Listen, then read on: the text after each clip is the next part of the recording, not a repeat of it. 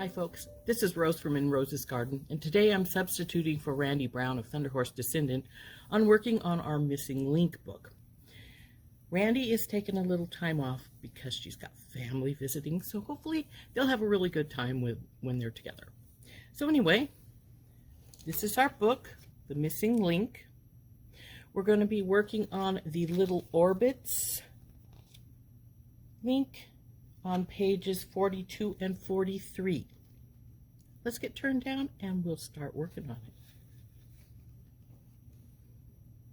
it. Okay, let's pull our book over here and see what we need. Here we are. According to this, we'll need a spool of 14 gauge wire. Use dead soft sterling silver, silver filled, bronze, brass, or pure copper. I have some German style in 14 gauge.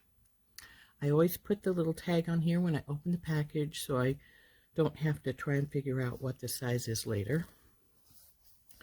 Then it says we need 3 inches of 22 to 26 gauge round wire, half hard sterling silver, silver filled, bronze, brass, or pure copper, and then 3 inches of 26 gauge twisted wire, sterling silver, brass, or pure copper. I have some copper round, so we're going to use that. But you don't need both types of wire. You'll just need 6 inches of this. Because if you read through this before you start, you'll discover that it tells you to wrap one side with one and then one side with the other. And I think that's just a sample, because if you look down here at our pieces, you can see that this one is done with twisted wire. This one is done with just regular wire on both sides. So we just need one type of wire, but we need 2 3-inch pieces. Now, I have made these links before. It is not the first time for me. I made a necklace using them. And in fact, I have one link left over. And I didn't have 14 in gold, so I probably used 16 on this. Oops, let's come back here, little guy. And then I used, I think it was 22 gauge twisted wire to do the two sides. You can, did it focus on it? Ah, yeah, there you go. So, so that's what a finished one looks like.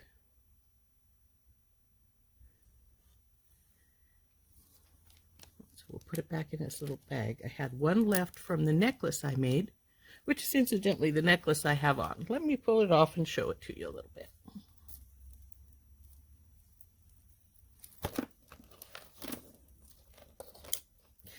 So you can see I have these links in both sides of this piece here, and it's on 2 different sides. Well, actually, there's another link down here at the bottom as well. So there's a few of these links in it, 6, I believe. So this is how I used them as connecting links between pieces of this necklace. And I'll try and show that to you a little better later. Anyway, the other things we'll need are chain nose pliers,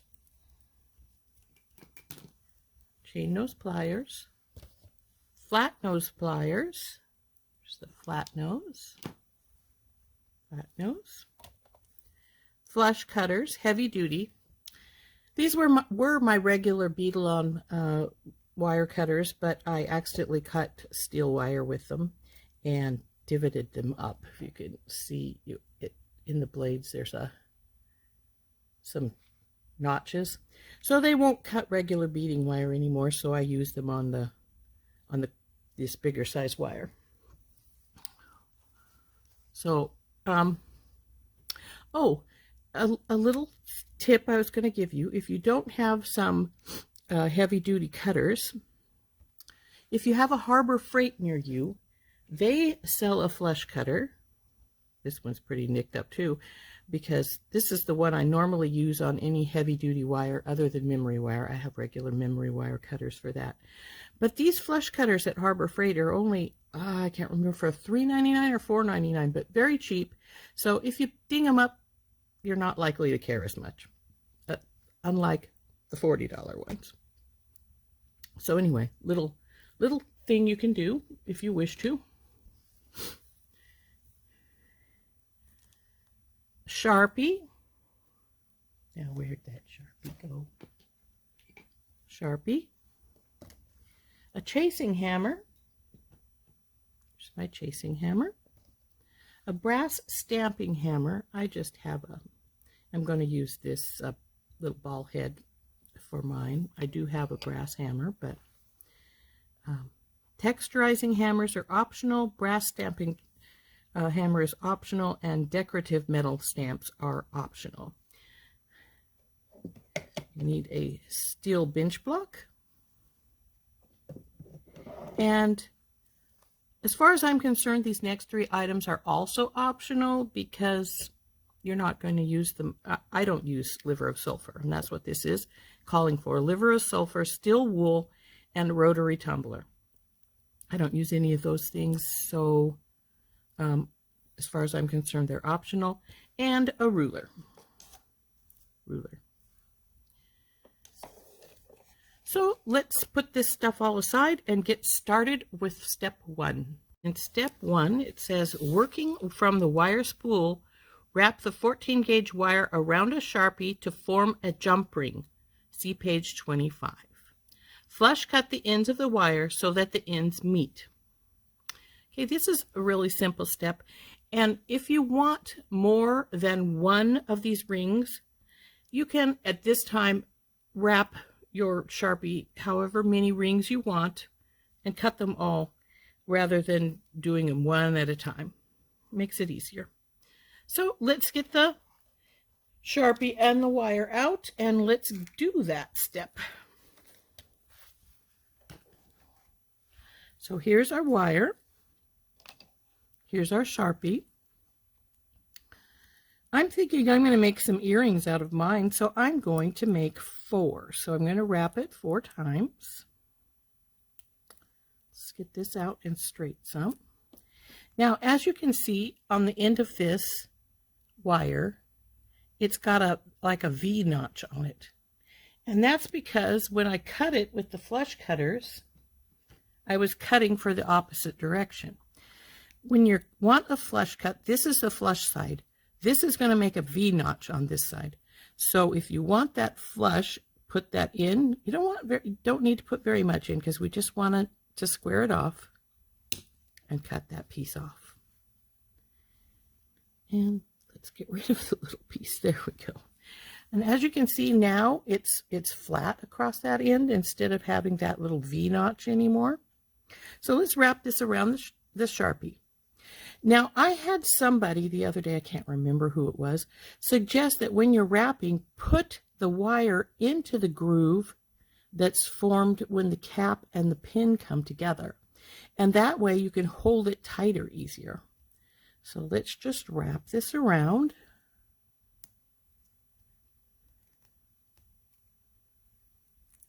Until you get as many of your jump rings as you're going to want. As I said, I'm going to make some earrings for mine, so I want 4 full wraps. That's 3. And then the next one around will come to about where this one ends. And we want to get this one pushed down if possible. And if you can't get this to push down because it is a really heavy wire, just take this and cut this excess little bunch off. And when you're cutting, be careful that you don't cut yourself. I have done that before. It's no fun. And so, but also when you're cutting, make sure you're cutting so this side is where your cut's at. So let's cut that. Okay, and now we're done with this. We just have to pull these off the Sharpie. Now we're going to cut these. But again, remember, you're wanting to have the flush side to the wire. So what I do is I bump it right up to this one, and then I'll cut the next wire. Drop that one off. Again, bump it up to that one. Cut the next one off. And so on till you're done with cutting your loops apart. Now, as you can see, this one is longer than I needed it because I didn't cut that.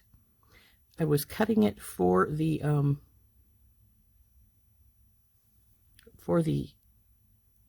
get that extra tail bit off, so I can cut this too. Now, you'll notice I now have, oops, this side is notched. You're going to find that every one of them has that little V notch in it. So you're going to want to carefully cut that teeny bit off.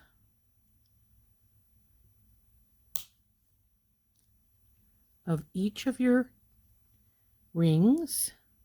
And if you've only made one, that's fine. You won't have to cut it off any but the one.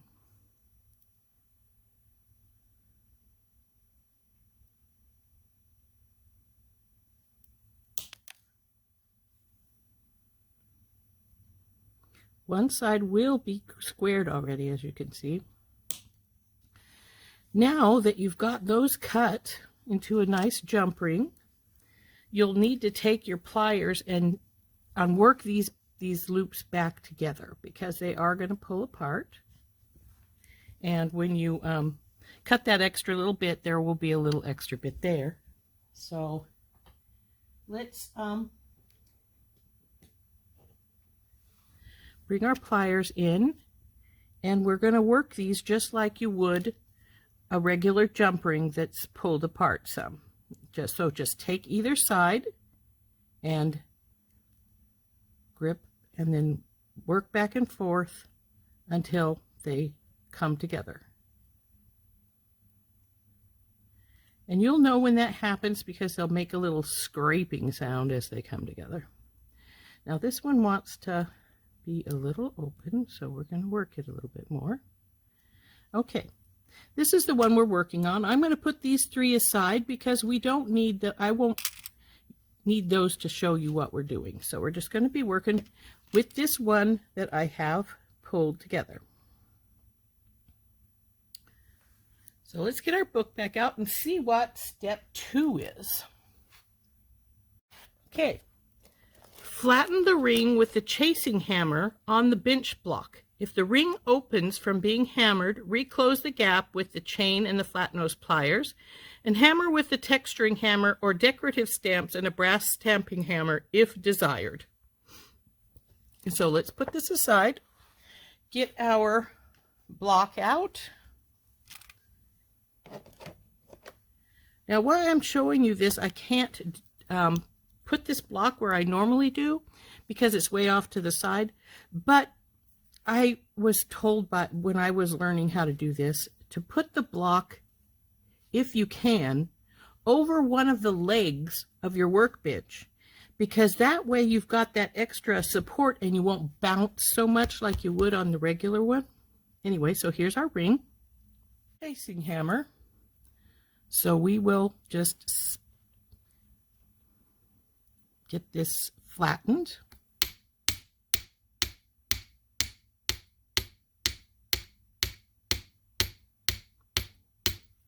And as you can see, it is opening up like they said it might.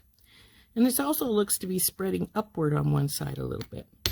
So that might be because I'm hammering unevenly on both. So when you hammer from side to side, it should take care of that. Sorry about the noise.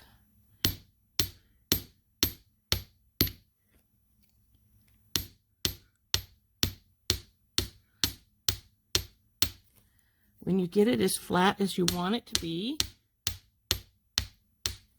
then we'll take our you can take your decorative stamps. I'm going to take my little round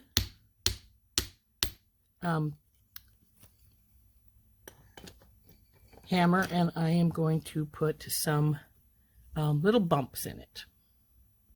Okay, I have my round little tip thing here. We're going to make some bumpies, but first I think I'm going to, well, tighten this up. I'm going to bring my link back together because, as you can see, it did spread, and it's probably going to spread again when we do this, and I'd just as soon have it already back so it doesn't spread so much. So let's just work it back and forth until you get it into place. There's that scrape, and I'm going to get my other chain nose because this needs to lower just a bit.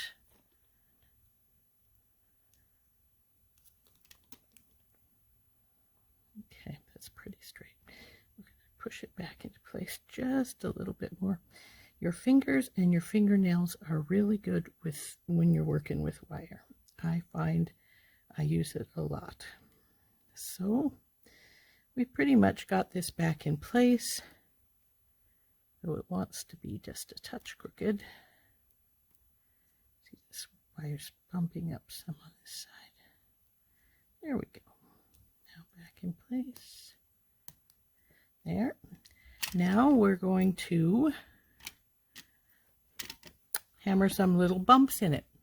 And I didn't tell you this previously, but I'm going to tell you now. You might want to turn your sound down because we're going to hammer some more. Now, try not to bump your fingers.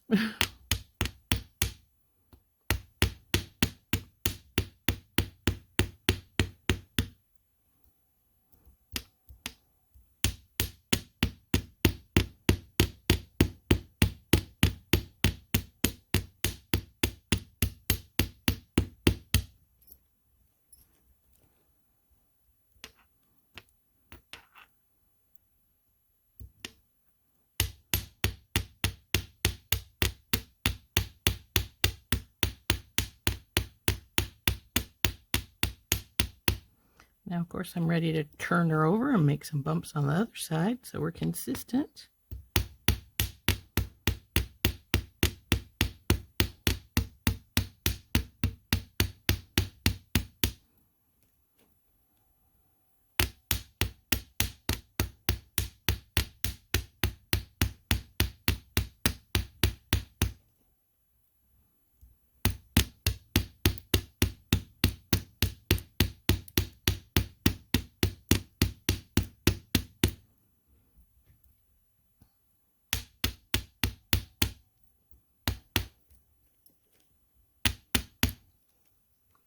Okay, I think we're made as many bumps as we want. And now, actually, this one didn't pull apart too bad. However, it did oval a little bit, so we're going to want to see if we can get that to come back down to be more rounded.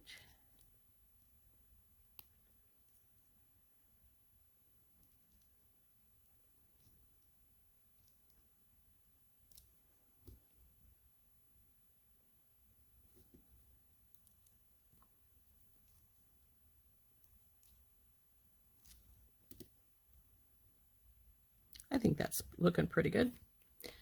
So we can put our bench block away and start our next step. Okay, now that we've got the ring, let's see what the next step is. And we are on step 3. Wrap 3 inches of 26 gauge twisted wire around the cut ends of the ring, concealing the split. Continue wrapping the wire around the side of the ring, pulling it tightly with chain nose pliers. Trim the wire and press down the ends with the chain nose pliers. Now, in the tips over here, it says, wraps can be coiled neatly or wrapped repeatedly over the previous wires for a more organic look.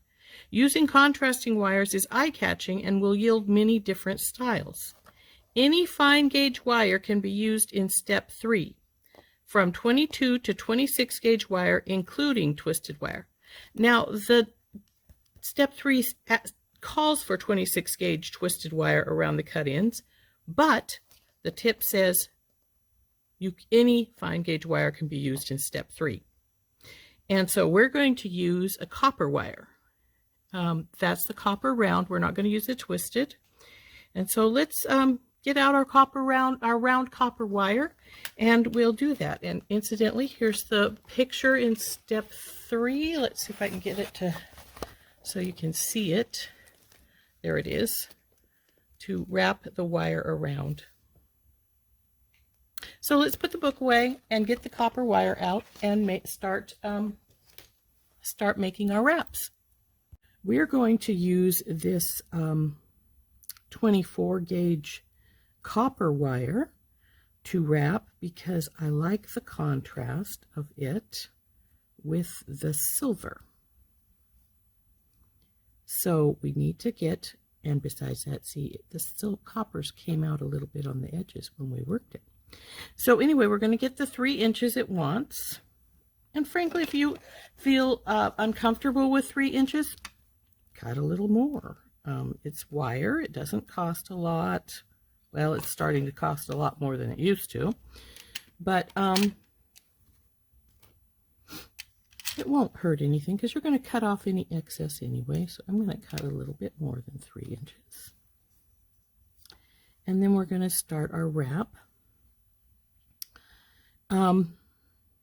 This says start here. I'm going to start close, but not right there because I want some of my wrap to go on either side to make it be more stable with having that hole in the middle there. So we'll start here and just start wrapping. Now, when you get to the split, you're going to want to hold the ring tightly with this hand to push it together, because the wire is going to try and go through that split. So what you'll want to do is hold it, and you don't want this one loose because it will try and spin. So hold it like this so that they're pushed together as you're pulling your wire around. Like I said, that's trying to spin, so we want to hold it in our finger as we're holding those together. So, and it wants to come out from under my finger. So hold this together while you wrap this around.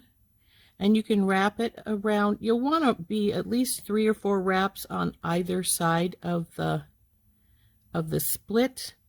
It doesn't say that, but I find that's the most secure when I'm doing wire wrapping. And you could use all your wire up to do the side if you wanted to, or less, just to make sure, like I said, you want 3 or 4 wraps on either side of that split so that you've stabilized the split. So I've got this much done, so now I'm going to move it to the other side, and you can see the split is still right there at the front.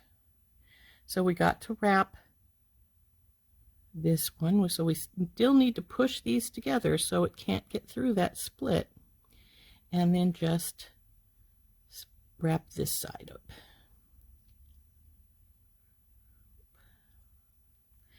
Now this says you can be as organic and messy as you want. I'm afraid I'm not the most I'm messy in my personal life, but as far as my house and stuff, and my bead table looks like it's been trashed more days than not, but I like my wraps even. So anyway, now that we've got that done, I always take my, oh, that one's overlapping its meat there, so let's get this up and over where I want it. There we go. Take my fingernails and push the wires together so that you can't tell where the gap is at. And the gap is still showing, so let's push these together a little more. And there we go.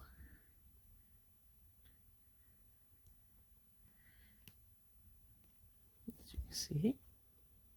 Oh, get it in the right place, Rose. There you go. Now I'm going to cut the little ends off. pull these tight and cut the ends off so that they will stay right here on the back side. Pull this one tight as well.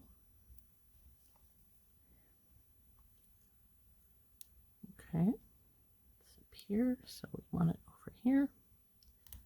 Pull, and then get up in there and cut that wire. Now that you have the wires trimmed, take your needle nose pliers and push those little wires down so that they're not hanging up and getting in the way.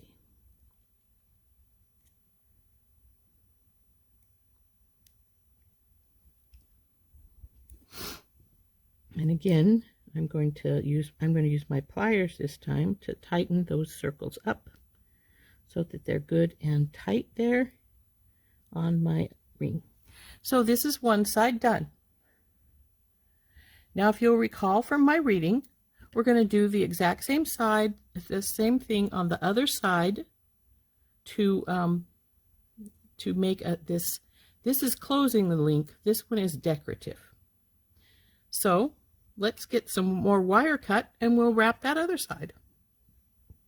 Okay, as we said, step 4 is repeat step 3, wrapping 3 inches of round wire around the side of the ring opposite where the first wraps were made. So let's get to doing that.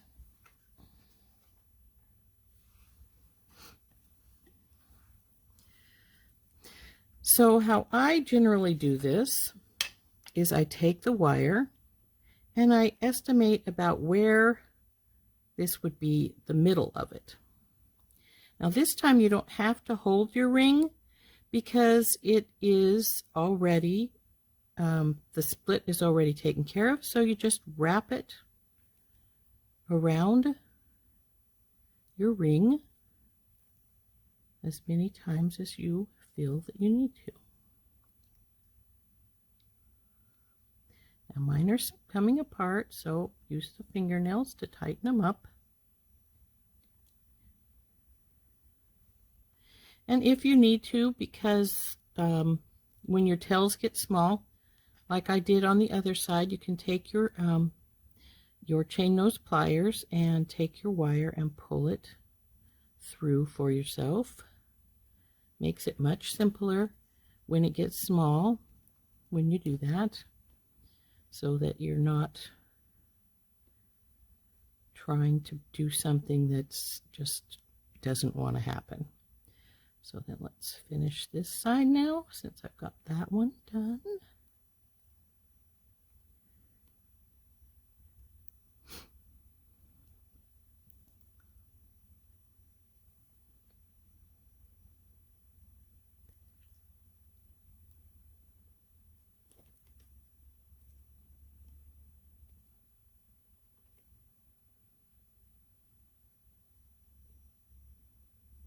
Okay, that feels like that's about the same size. So we'll take our pliers and tighten our loops up and pull our wire back to the back. This one slid forward again, so we want to get hold of that and pull it back there. I think I wound that one so that I really don't even need to cut it because it's, no, I don't, it's right there. And we'll cut this other side here.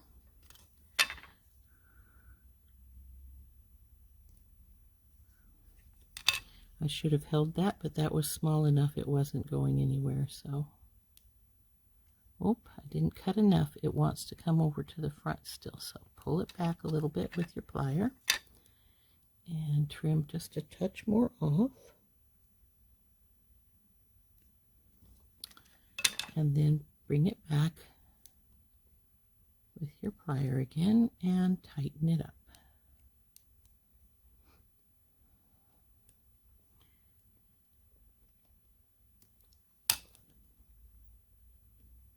That one doesn't want to tighten.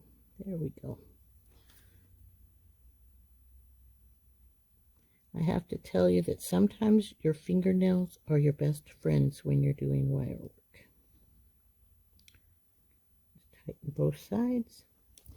And there we have it. one finished link. And I hope you like that. So step 5 is the one we are not going to do, because it is the step that says oxidize the link with liver of sulfur and buff the excess oxidation with steel wool, and then tumble to work, harden, and polish. Like I say, I'm not going to do that step. I don't use liver of sulfur. I think it stinks and I won't have it in my house. So, and it's getting towards winter. I don't want to play with that stuff outside. So anyway, there is our finished little link. And I hope you enjoyed this.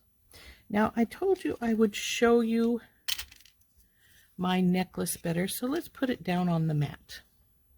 This necklace is a front closure necklace, so this goes in the front. This is the very bottom. This pretty bead is the focal.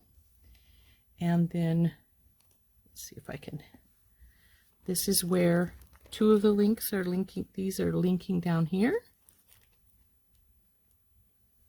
And then 2 are with the seed bead wrap here on either side. So that's how the links were used, and they look really cool. So let's see if you can see that better. There we go.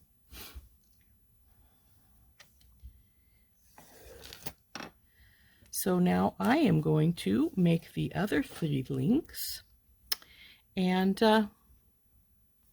we'll be done but we'll do that off camera, so you don't have to watch me do it. So this has been Rose making our little missing link, which is the little orbits link. Sort of hard to see it up here because it's pretty tiny. Let's get my hand behind. There we go. If I can get it up so it will focus there. There we go.